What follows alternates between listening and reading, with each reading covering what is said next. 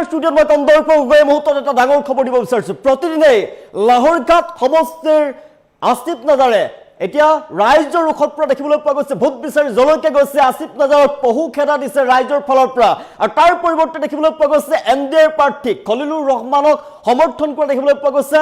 সমষ্টিত এতিয়া শ শ জনতাৰ মাজত নিৰ্বাচনী সভা অনুষ্ঠিত কৰিছে খলিলুৰ ৰহমানে, আৰু বিভিন্ন সমষ্টিৰ বিভিন্ন প্ৰান্তৰ ৰাইজে মুকলিভাৱে সমৰ্থন কৰিছে খলিলুৰ ৰহমানক। অৱশ্যে জনাইছো মুহূৰ্তত বিগ ব্ৰেকিং এই মুহূৰ্তত জনাইছো প্ৰতিদিনে ৰাইজৰ মুখত কংগ্ৰেছ প্ৰাৰ্থী আসিফ নাজাৰ আৰু শ শ লোকক লগত লৈ নিৰ্বাচনী ৰণৰংক বজাইছে এনডিএৰ সমৰ্থিত প্ৰাৰ্থী খলিলুৰ ৰহমানৰ ফালৰ পৰা। প্ৰতিদিনে আসিফ নাজাৰক পহু খেদা দিছে ৰাইজৰ ফালৰ পৰা, য'তেই গৈছে তাৰ পৰাই ৰাইজে খেদি পঠিয়াইছে আসিফ নাজাৰক। আজি শ শ লোকক লগত লৈ পুনৰ নিৰ্বাচনী ৰণদংক বজাইছে এনডিএ সমৰ্থিত প্ৰাৰ্থী খলিলুৰ ৰহমানৰ নিৰ্বাচনী সভাত শ শ ৰাইজৰ সমৰ্থন দেখিবলৈ পোৱা গৈছে। মুকলি সমৰ্থন কৰিছে এতিয়া লাহোৰঘাট সমষ্টিৰ ৰাইজে খলিলুৰ ৰহমানক। লাহোৰঘাট সমষ্টিৰ উন্নয়নৰ বাবে বদ্ধপৰিকৰ এনডিএৰ প্ৰাৰ্থীগৰাকী। লাহোৰঘাট সমষ্টিৰ বিভিন্ন ঠাইত এনডিএৰ প্ৰাৰ্থী খলিলুৰ ৰহমানৰ নিৰ্বাচনী প্ৰচাৰ দেখিবলৈ পোৱা গৈছে। এটা নিজ সমষ্টিতে ৰাইজৰ মুখত পৰিছে, ৰাইজৰ পহু খেদা খাইছে লাহোৰঘাট সমষ্টিৰ পূৰ্বৰ বিধায়কগৰাকীয়ে। লাহোৰঘাট সমষ্টিৰ পূৰ্বৰ বিধায়ক আসিফ নাজাৰক ৰাইজে পহু খেদা দিছে।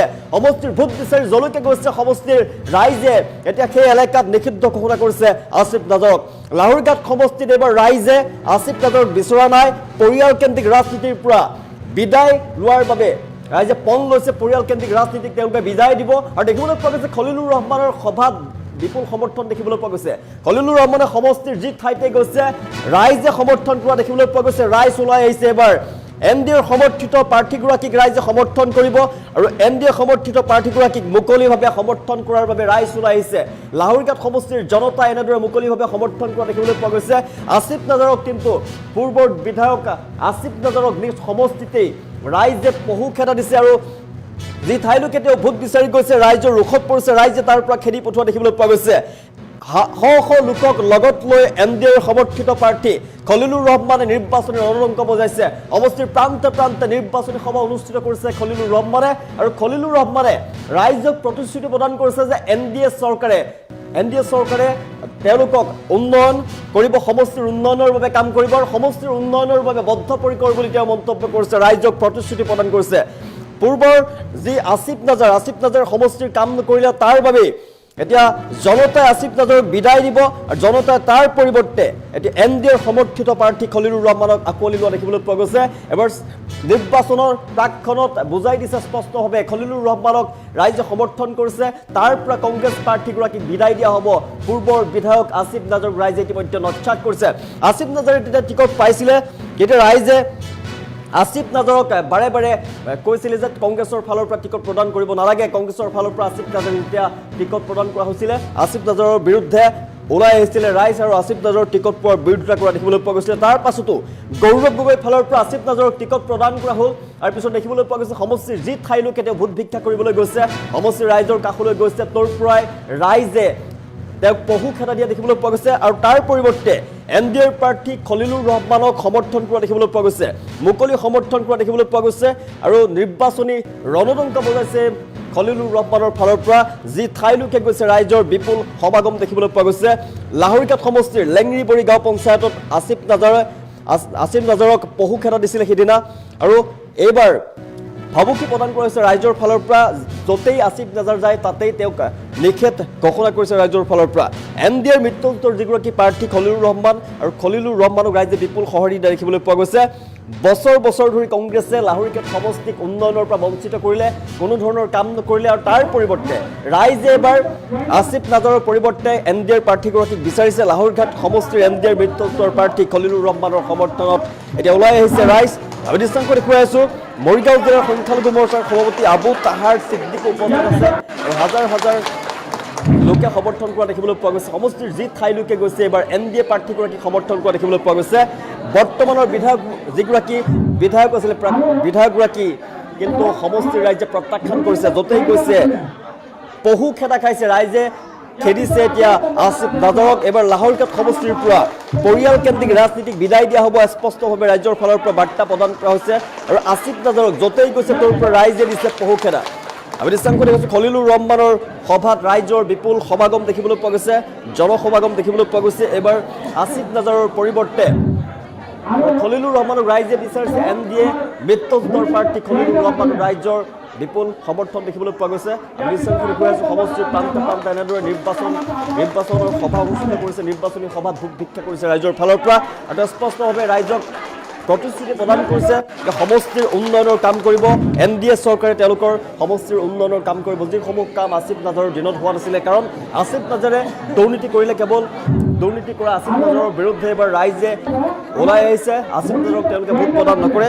এবাৰ NDAৰ প্ৰাৰ্থী খলিলুৰ ৰহমানক মুকলি সমৰ্থন কৰা দেখিবলৈ পোৱা গৈছে।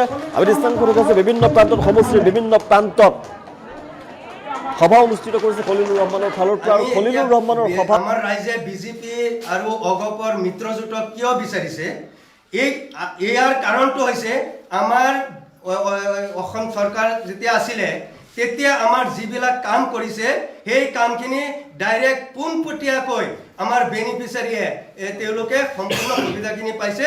আৰু ইয়াত মধ্যভোগী যিটো দালাল আছিলে কংগ্ৰেছৰ সময়ত, সেই দালালখিনিয়ে এইটো ঢুকি পোৱা নাছিল, ইয়াত ঢুকি পোৱা নাই।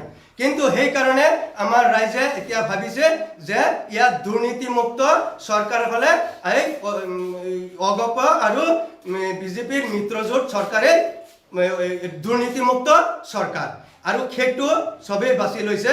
আৰু আমাৰ এতিয়া বৰ্তমান যিবিলাক এতিয়া মাতাউৰি, চাওক আমাৰ এই মাতাউৰিৰ কাৰণে আমাৰ কৃষক ৰাইজ, যিহেতু আমি গাঁও অঞ্চলত বসবাস কৰোঁ, কৃষকসকলে কিমান ভুক্তভোগী আছিলে।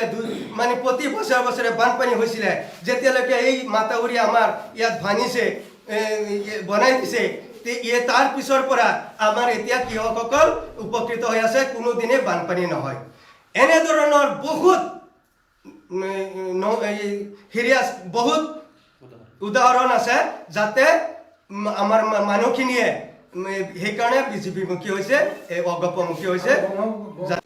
আমি লাহৰীঘাট সমষ্টিৰ লিংডিবুৰী গাঁও পঞ্চায়তৰ বাসিন্দা হওঁ।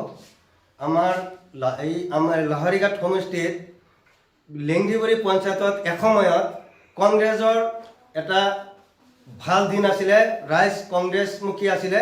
কিন্তু বৰ্তমান এই লাহৰীঘাট সমষ্টিত কংগ্ৰেছৰ এই ৰাজতন্ত্ৰ যিটো চলাইছে, এই ৰাজতন্ত্ৰৰ কাৰণে আমাৰ ৰাইজ গোটেইখিনি অধিষ্ঠিত হৈ বৰ্তমান এই ঘৰে ঘৰে যুৱক যুৱতী আৰু সচেতন ৰাইজ ওলাই আহি এই কংগ্ৰেছ ত্যাগ কৰি বৰ্তমান আমাৰ লাহৰীঘাট সমষ্টিত এজন যুৱ নেতা অগপৰ দলৰ পৰা ওলাই আহিছে।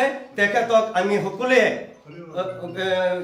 খলিলুৰ ৰহমান ডাঙৰীয়া, তেখেতক আমি সকলোৱে একেলগে আমি তেখেতক সমৰ্থন দি তেখেতক আমি জিকাই লৈ যাম বুলি আমি আশা ৰাখিছোঁ। বৰ্তমানৰ বিধায়ক আসিফ নাজাৰক আপোনালোকে নিবিচাৰে, কাৰণ কি, কিয় নিবিচাৰে? আসিফ নাজাৰ এনেকুৱা কি কৰিলে? আসিফ নাজাৰ এজন অদক্ষ আসিফ নাজাৰৰ আমি পৰিয়াল কেন্দ্ৰিক ৰাজনীতি আমি কেতিয়াও সফল হ'ব নিদিওঁ।